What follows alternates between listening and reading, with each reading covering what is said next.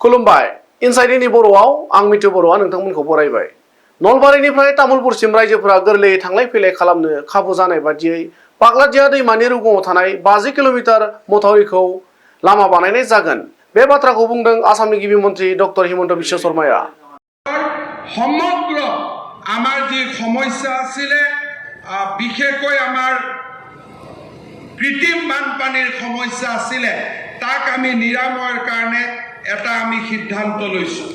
নলবাৰীত আমি আৰু এটা ডাঙৰ কাম কৰিব খুজিছো, সেইটো হৈছে আপোনালোকে জানে যে হাজো নলবাৰী পথৰ বিজুলী ঘাটৰ পৰা পাগলাদিয়া নৈ দক্ষিণ পাৰত অবৰা সন্ধ্যা গণেশ মন্দিৰ চুংনৈ পূব বৰখিৰাল যাৰ তালুক হৈ মছলপুৰ তামুলপুৰলৈকে 50 কিলোমিটাৰ আমাৰ মথাউৰি আছে। এটা মথাউৰি আছে, কিন্তু এই মথাউৰিৰ ওপৰত যদি আমি পকা ৰাস্তা বনাই দিওঁ তেনে নলবাৰী ৰাইজৰ বাবে এটা বিকল্প পথ তামুলপুৰলৈ যোৱা আৰম্ভ হ'ব।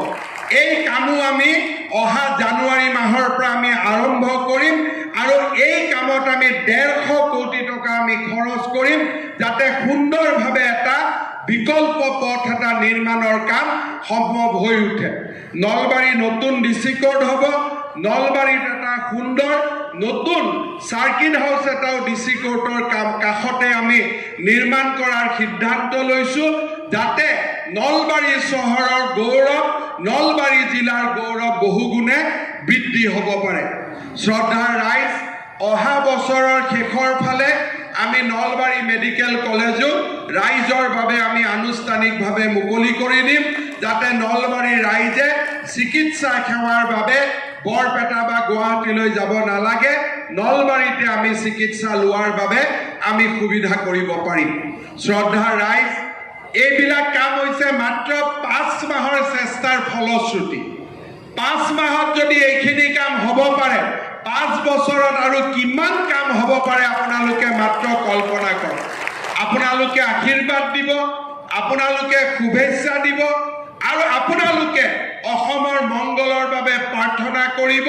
আমি অসমখনক এক নতুন দিগন্তলৈ লৈ যাম, তাৰ সংকল্প বজ্ৰ কঠোৰ সংকল্পেৰে আমি কামত হাত দিছো আৰু সেই কাম আমি লক্ষ্যলৈ লৈ যাবৰ বাবে আমি সম্পূৰ্ণ প্ৰয়াস আৰু প্ৰচেষ্টা কৰিম।